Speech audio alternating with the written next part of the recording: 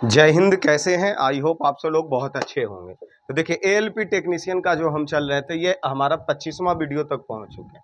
इससे पहले हमने प्रकाश के अपवर्तन को कंप्लीट किया था।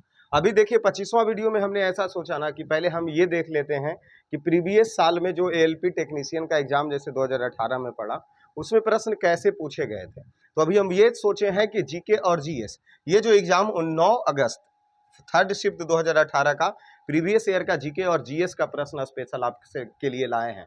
और ये क्वेश्चन का यूं ही क्वेश्चन को काट करके डायरेक्ट लाए हैं, ठीक है, आपके लिए। और क्वेश्चन नंबरिंग इसमें जैसे तैसे होगा। क्यों? क्योंकि पूरे सेट से सिर्फ जीके और जीएस के प्रश्न चुन करके लाए हैं आपके लिए कि देखिए कि प्रश्न कैसे पूछते हैं, प्रश्न कैसा रहता है। तो फटाक से, मतलब हम ये चाह रहे हैं ना कि इससे पहले जितना भी जल्दी, मतलब पर दिन भी अगर हम सब एक सेट अगर खत्म करें, तो इसी प्रकार हम सब बहुत जल्द ही 100 पहुंचते पहुंचते इससे पहले ही सभी कंप्लीट कर लेंगे, और वो भी फास्टली देखेंगे।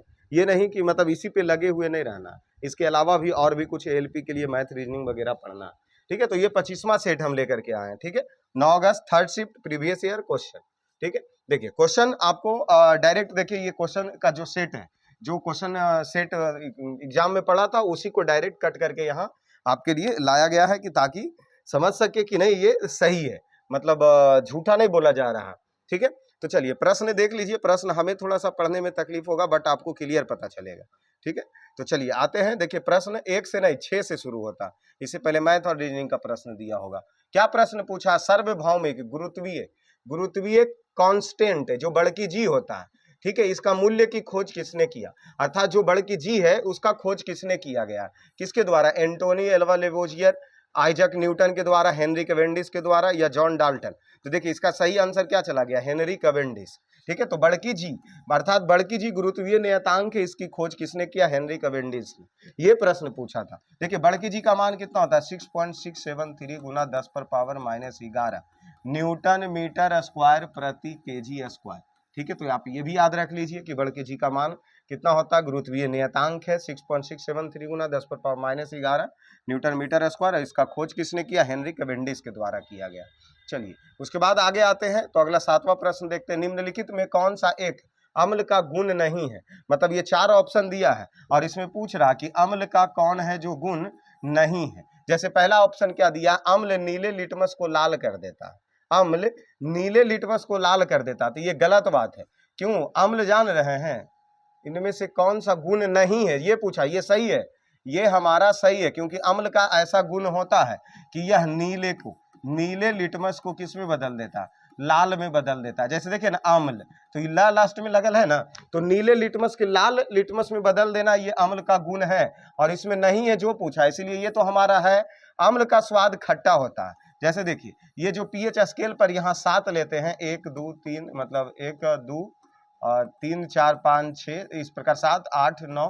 तो इधर जो 7 से नीचे है वो क्या होता? अम्लीय होता। 7 से नीचे है जो अम्लीय है, और इधर होते हैं जो क्षारीय होते हैं, और 7 है जो उदासीन होते हैं, ठीक है। अब 7 है जो उदासीन होते हैं, तो इधर अम्ल का मान क्या होता है? स्वाद खट्टा होता है। और ये तो 7 है जो उदासीन होता है, और ये कड़वा होता है, ठीक है। अब ये देखिए दूसरा पूछा, अम्ल का स्वाद खट्टा होता है। बात तो सही है कि अम्ल का स्वाद खट्टा होता है, ये भी गुण है। और ये नहीं वाला पूछा, अम्ल का स्वाद कड़वा होता है। देखिए ये आंसर होगा, क्योंकि ये हमारा गुण नहीं है। अम्ल का स्वाद कड़वा कभी नहीं होगा, अम्ल का स्वाद खट्टा होगा। इसलिए आंसर 3 हुआ। चौथा ऑप्शन क्या दिया था? अम्ल क्षार के साथ मिलकर लवण बनाती है। तो चौथा से पहले छोड़िए, आंसर तो हमारा तीसरा ही मिल गया। ये भी सही है, क्योंकि अम्ल है जो क्षार के साथ मिलकर के क्या बनाएगा? एक लवण बनाएगा। तो ये भी हमारा चौथा भी सही है, तीसरा सही नहीं था, इसलिए तीसरा इसका आंसर हो गया। चलिए उसके बाद प्रश्न देखिए 12 में पहुंचते हैं। क्या करा? नोबेल पुरस्कार जीतने वाले एकमात्र भारतीय अर्थशास्त्री कौन था? मतलब इनमें कौन भारतीय अर्थशास्त्री जिन्होंने नोबेल पुरस्कार जीता था? अविनाश दीक्षित, अमिता मिश्रा, अमर्त्य सेन। चौथा ऑप्शन कुछ और होंगे, तो अमर्त्य सेन है जो नोबेल पुरस्कार अर्थशास्त्र के क्षेत्र में जीते हैं, इसलिए आंसर हमारा सी वाला हो गया। चलिए आगे आते हैं अगले प्रश्न पर। प्रश्न देखिए, पता क्या चल रहा है ना? अगर पता नहीं चले तो अवश्य कीजिएगा कमेंट, तभी कोई और उपाय ढूंढा जाएगा, क्योंकि इसको देखना बहुत जरूरी है, वो भी बहुत तेजी से। क्योंकि जब तक हम प्रीवियस सालों का क्वेश्चन नहीं देखे हुए रहेंगे तो हमें पता ही नहीं चलेगा क्या पूछा है क्या नहीं। देखिए साइंस के प्रश्न आते हैं। यदि किसी वस्तु की त्रिज्या आर है, ठीक है, त्रिज्या मत मान लेते हैं ये कोई वस्तु है, इसकी त्रिज्या क्या दिया? आर दिया है। तो वृत्ताकार पथ के चारों ओर घुमाने पर t सेकेंड, मतलब इस पे जो घूम रही है इस पे समय लग रहा है t सेकेंड का समय लेता है। और इसका वेग क्या है, इसका वेग है v है, वेग क्या है, v वेग से घूम रहा है।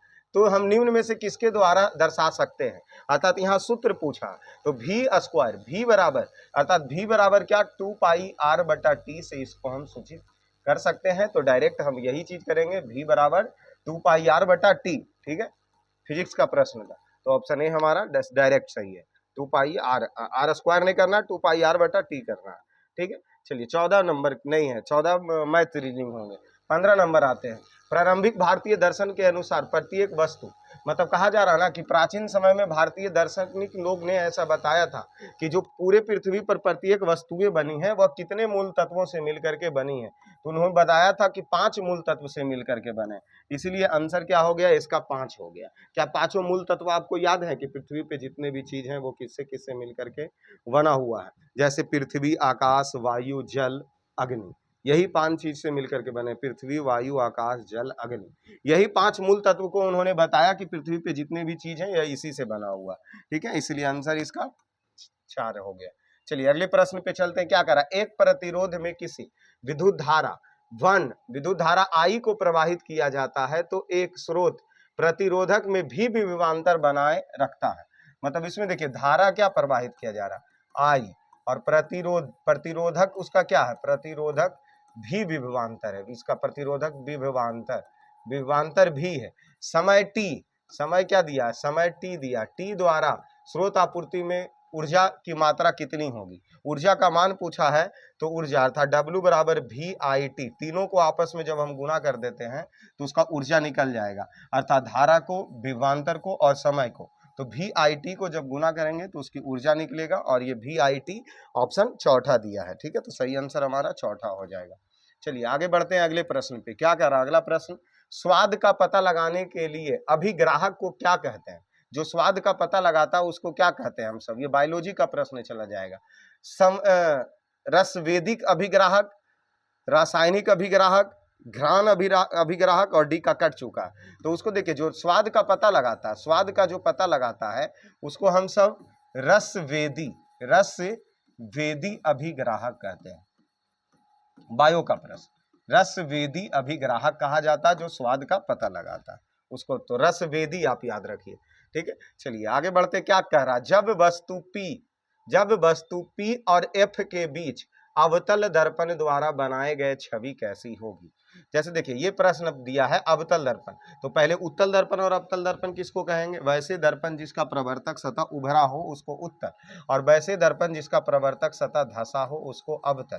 तो ये अवतल दर्पण बना लिए, यहाँ P हो गया, यहाँ F हो गया, और वस्तु P और F के बीच में रखी है। तो अवतल दर्पण में याद रखिए, अवतल दर्पण में हमेशा 2 ही प्रतिबिंब प्राप्त होती है, और जब यह फोकस और ध्रुव के बीच होना तो उसका प्रतिबिंब हमेशा दर्पण के पीछे प्राप्त होता है, दर्पण के पीछे बनता है। यही तो एक अपवाद है जो आप सब 10th क्लास में पढ़े होंगे। तो ये क्या कर रहा है, F और C के बीच बनेगा, अनंत पर बनेगा दर्पण के पीछे, तो डायरेक्ट हम सब इसको करेंगे कहाँ, दर्पण के पीछे प्रतिबिंब बनेगा, ऑप्शन तीसरा हमारा सही हो जाएगा। चलिए 24 नंबर प्रश्न तक पहुंच चुके हैं। जब हम आवधिक तालिक के समूह के नीचे जाते हैं तो क्या होता है, मतलब ये केमिस्ट्री का प्रश्न है। जब क्या पूछा जा रहा है, जैसे प्रेडिक्ट टेबल में हम सब तालिक समूह के जब नीचे आते हैं तो क्या होता है, सेलों की संख्या बढ़ती है, बैलेंस इलेक्ट्रॉनिक कम हो जाता है, सेल की संख्या बढ़ जाती है, सेलों की संख्या ऊपर दिया घट जाती है।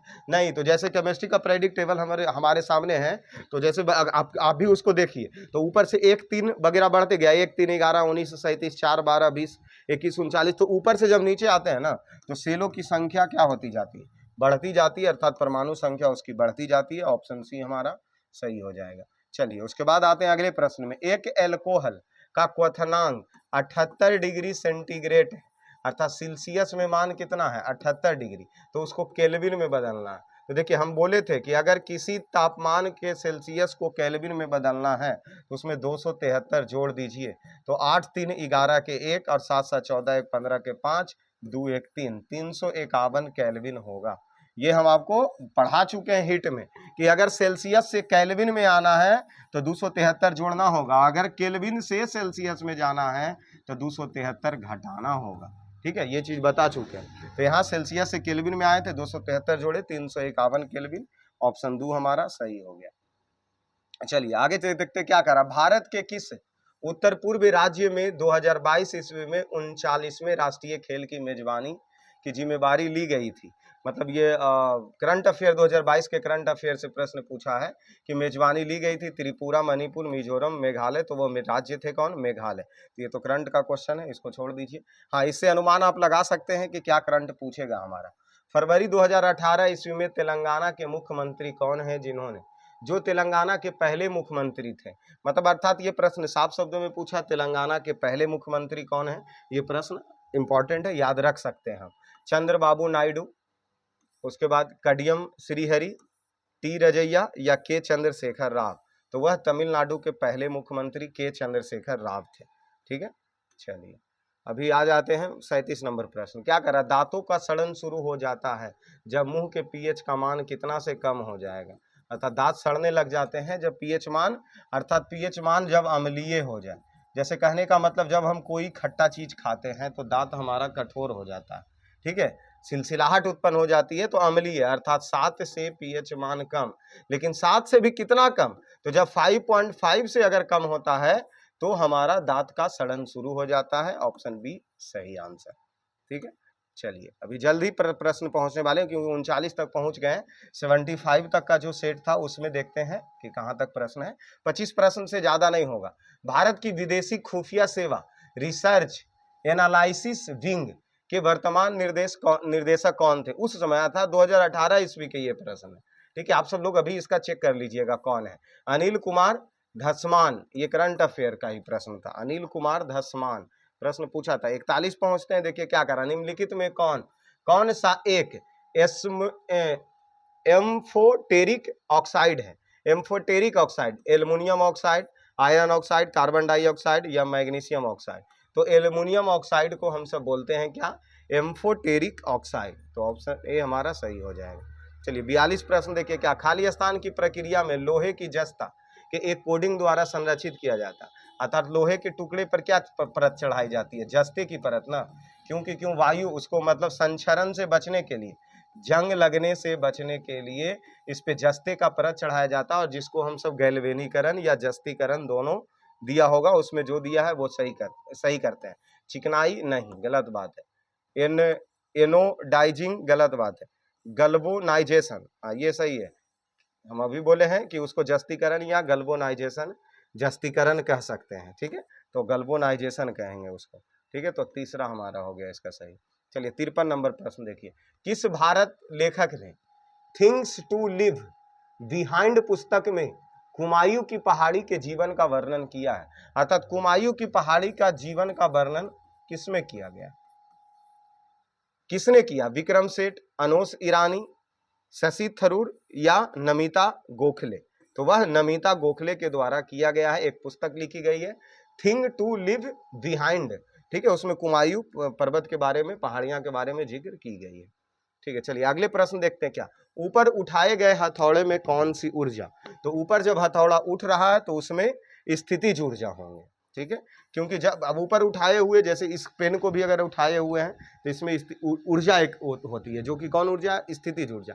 जैसे चलती हुई बस में तो गतिज ऊर्जा, छत पर बैठा बालक में स्थितिज ऊर्जा, पहाड़ पर बैठा बालक में स्थितिज ऊर्जा, झरने से गिरता हुआ पानी में स्थितिज और गतिज ऊर्जा दोनों होगा, इसीलिए वो आंतरिक ऊर्जा होंगे।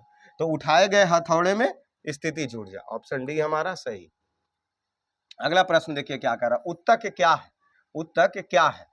वे कोशिका को मूल रूप से भिन्न होता है परंतु दिखने और कार्य करने में समान होते हैं। वे कोशिका के मूल रूप से दिखने और कार्य करने में भिन्न होते हैं। वे कोशिका है जो मूल रूप से दिखने और कार्य करने में सामान्य है। चलिए, तो उत्तक एक प्रकार का कोशिका है जो दिखने और कार्य करने में समान है, इसलिए इसका आंसर सी दिया है। ठीक है, इसको भी ध्यान आप सब लोग रख लीजिए। चलिए आगे बढ़ते हैं अगले प्रश्न पर। क्या कह रहा है? यदि कंडक्टर का प्रतिरोध को दुगना कर दिया जाए तो विद्युत धारा का मान क्या हो जाएगा? अर्थात आई बराबर कौन से सूत्र होते हैं? आई बराबर भी बटा आर होता है। ठीक है, आई बराबर भी बटा आर, ऑप्शन दूसरा सही। चलिए आगे बढ़ते हैं। 60 नंबर प्रश्न तक पहुंच चुके। बंगाल का पहला विभाजन कब हुआ था? तो 1905 में लॉर्ड कर्जन के समय में बंगाल का विभाजन हुआ था। ऑप्शन बी हमारा सही है। ठीक है, चलिए आगे बढ़ते हैं, अगले प्रश्न पे देखते हैं क्या कर रहा है। एक प्रकार का अलैंगिक प्रजनन को पहचानिए जिसमें जड़, तने और पत्तियां जैसे पौधे के कुछ हिस्से के माध्यम के प्रजनन शामिल है। मतलब किस में होता, तो वह वानस्पतिक प्रजनन में होती है, जिसमें शामिल कौन सी है, जड़, तने और पत्ती, तीनों शामिल है वनस्पतिक प्रजनन में। बायो का प्रश्न तो देख रहे हैं कैसे प्रश्न को घुमा करके पूछा जा रहा। फरवरी 2018 से हैदराबाद के आईपीएल टीम सनराइज हैदराबाद का मालिक कौन था। करंट अफेयर पूछा 2018 ईस्वी के, तो आप सब लोग अभी वाला पढ़ लीजिएगा। उस समय था कौन, कलानिधि मारन था। तो करंट अफेयर इसको तो छोड़िए, करंट अफेयर के बारे में क्या सोचना वो तो अभी का पढ़ना होगा। अमेरिकन ब्रांड एम्बेसडर कॉरपोरेशन के टीवी कार्यक्रम क्वांटिको में कौन सी प्रसिद्ध भारतीय अभिनेत्री ने अभिनय किया था। तो वो उसी समय का प्रश्न है, प्रियंका चोपड़ा ने किया था। तो ये भी करंट के ही प्रश्न चले गए। करंट के प्रश्न देख करके आपको करंट कैसे पढ़ना है इसका अनुमान लगा सकते हैं। ईसाई धर्म में सबसे प्रसिद्ध चर्चों में एक सेंट पीटर्स बेसिलिका किस शहर में स्थित है, तो वह वेटिकन में स्थित है। सेंट पीटर्स बेसिलिका कहाँ स्थित है, वेटिकन में स्थित है। और ये हमारा 73वां, शायद यही प्रश्न इसमें लास्ट होगा। निम्नलिखित में किस क्षेत्र में सार्वजनिक उपलब्धि के लिए भारत सरकार द्वारा अर्जुन पुरस्कार दिया जाता है, किस क्षेत्र में, तो खेल क्षेत्र में अर्जुन पुरस्कार दिए जाते हैं। तो ये हमने पहले शिफ्ट में जो भी लगभग 25 से 30 प्रश्न होंगे इसको हमने कंप्लीट किया। इसमें आप सभी लोगों को जैसा लगे इसका क्लास, तो अवश्य इसके बारे में बताइए कि नहीं यही क्लास चलते रहने देना है। तो हमारे हिसाब से तो प्रीवियस ईयर का ही मतलब प्रत्येक एक सेट प्रत्येक दिन चलते रहने दीजिए, जिससे सभी जगह के प्रश्न मिलेंगे तो आपको अनुमान लगता रहेगा। और रिवीजन भी आपका होता रहेगा कि bio, physics, history, geography, current सभी का प्रश्न नज़र आया आपको देखने के लिए। तो इसी प्रकार के प्रश्न भी एएलपी टेक्नीशियन में जब से प्रीवियस ईयर का क्वेश्चन है तब तो पूछेगा ही पूछेगा। ठीक है, तो आप सब लोग जैसा होगा वैसा बताइए, नहीं तो कल इसका हम दूसरा सेट भी देंगे। ठीक है, इसका लगभग कम से कम 15 से 20 सेट, चलिए 30 सेट कम से कम कंप्लीट कर लें। 25वां वीडियो से शुरू हुआ था, तो 50 तक भी अगर पहुंच जाए तो एक हमें बहुत बड़ा अनुमान हमें लग सकती है कि कैसे पढ़ना है हमें। फिर उसके बाद कोई टॉपिक्स लेकर के चला जाएगा उसी पर। तो चलिए अब जुड़े रहने के लिए सभी लोगों का धन्यवाद। और एक तो हम पहले ही योजना घोषित किए हैं कि अगर हमारा वीडियो 500 प्लस व्यूवर्स अगर गया एएलपी टेक्नीशियन का एक भी, तो शायद सेट लेकर के भी एक आ सकते हैं। ठीक है, तो उसमें ऑलरेडी सभी सेट रहेगा। तो इसी प्रकार आप सभी लोग जुड़े रहिए एक छोटे से परिवार में।